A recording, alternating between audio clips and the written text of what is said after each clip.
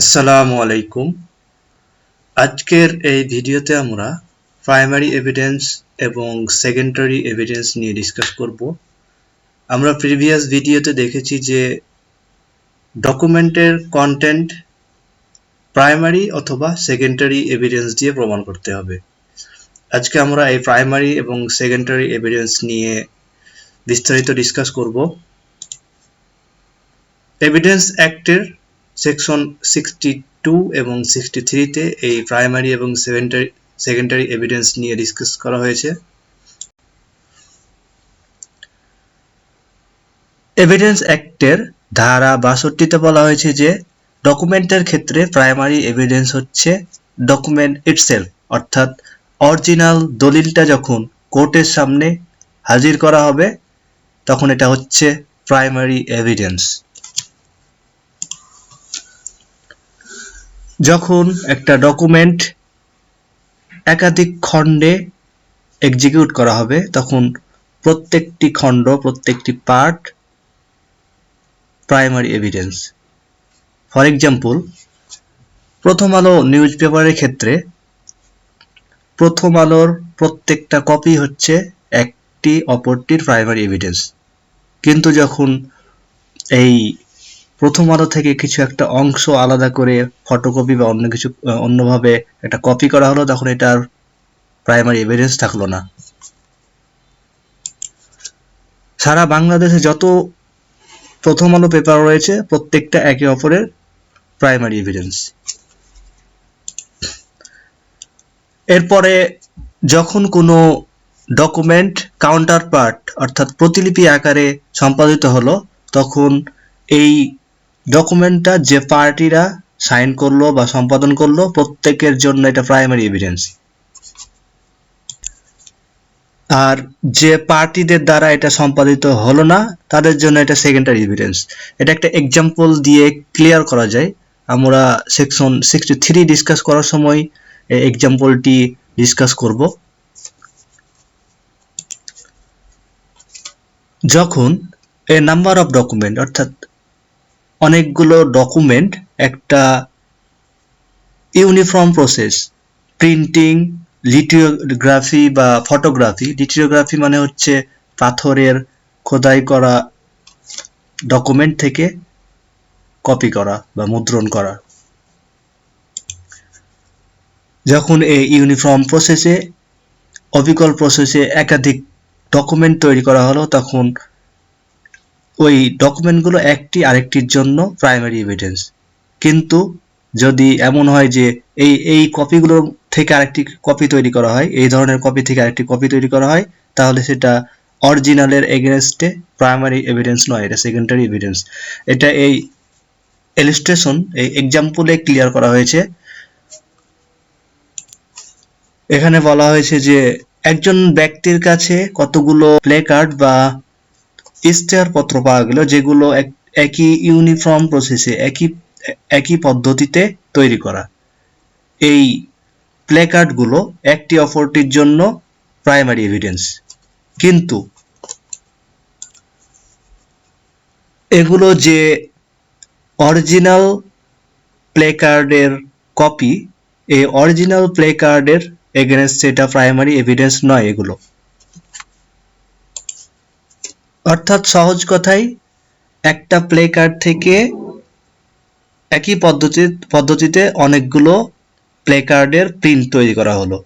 যে প্লে কার্ডগুলো তৈরি হলো এগুলো একটি অপরটির জন্য প্রাইমারি এভিডেন্স।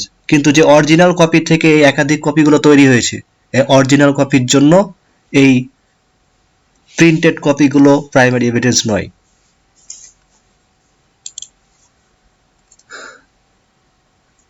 এটা সহজে এভাবে বোঝা যায় যে প্রাইমারি এভিডেন্স মানে হচ্ছে অরিজিনাল কপি, এক কথায়।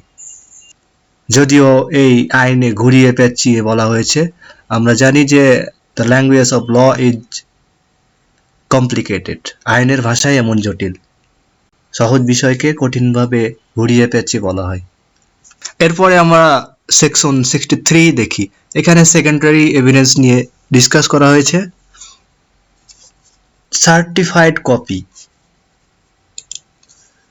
অরিজিনাল কপির সার্টিফাইড কপি হচ্ছে সেকেন্ডারি এভিডেন্স।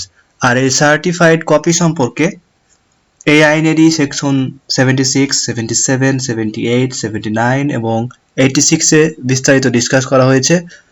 আমরা এই সম্পর্কে নেক্সট কোনো ভিডিওতে ডিসকাস করার চেষ্টা করব। যে অফিসারের কাছে প্রাইমারি এভিডেন্স জমা থাকে তিনি তার কপিতে যদি প্রত্যয়নপূর্বক সাক্ষ্য দেয় তাহলে তা সার্টিফাইড কপিতে পরিণত হয়। কোনো অরিজিনাল কপি থেকে যখন মেকানিক্যাল প্রসেসে ফটোকপি বা নকল তৈরি করা হলো তখন এটা হচ্ছে ওই প্রাইমারি বা অরিজিনাল ডকুমেন্টের সেকেন্ডারি এভিডেন্স। ওকে,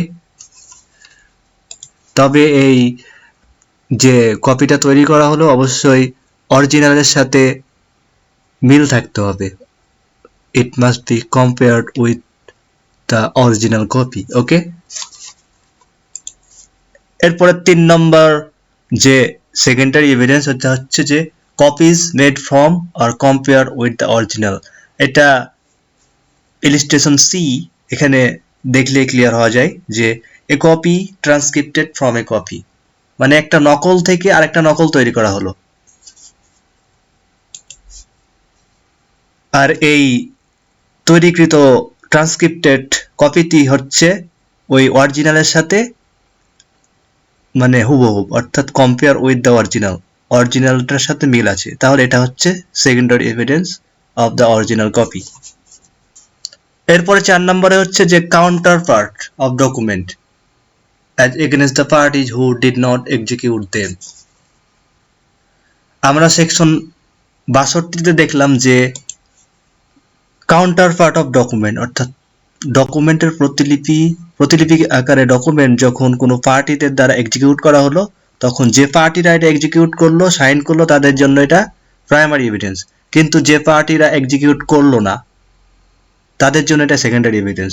এটা এখানে একটা এক্সাম্পল দিলেই ক্লিয়ার হওয়া যায়। সাপোজ আপনি একজন এগ্রিকালচারাল ল্যান্ডের অনার বা একটা বাড়ির অনার, আপনি আপনার বাড়িটা একজনের কাছে ভাড়া দিলেন বা লিজ দিলেন। আপনি এবং লিজি এই দুইজনের মধ্যে অবশ্যই একটা ডকুমেন্টে আপনাদের যে লিজের টার্মস কন্ডিশন এগুলো আপনারা একটা ডকুমেন্টে লিপিবদ্ধ করবেন। আর এই লিপিবদ্ধ করার পর আপনারা সাইন করবেন, আপনারা এই ডকুমেন্টটা এক্সিকিউট করলেন আপনারা দুইজনে, অর্থাৎ আপনি এবং লিজি। এই ডকুমেন্টটা আপনার জন্য এবং লিজির জন্য হচ্ছে প্রাইমারি এভিডেন্স, কারণ এটা আপনারা এক্সিকিউট করলেন। কিন্তু এখন এমন হলো যে আপনি যাকে লিজ দিলেন অর্থাৎ লিজি, যাকে ভাড়া দিলেন বাড়িটা, সে আবার আরেকজনকে ভাড়া দিল অর্থাৎ সাবলেট বা সাবলিজ, আরেকজনকে লিজ দিল। সে যখন আরেকজনকে লিজ দিবে তখন এই লিজি, এই ভাড়াটিয়া সাবলিজিকে লিজ দেওয়ার সময় একটা ডকুমেন্টে তাদের টার্মস এবং কন্ডিশন লিপিবদ্ধ করবে এবং তারা এটা সাইন করবে।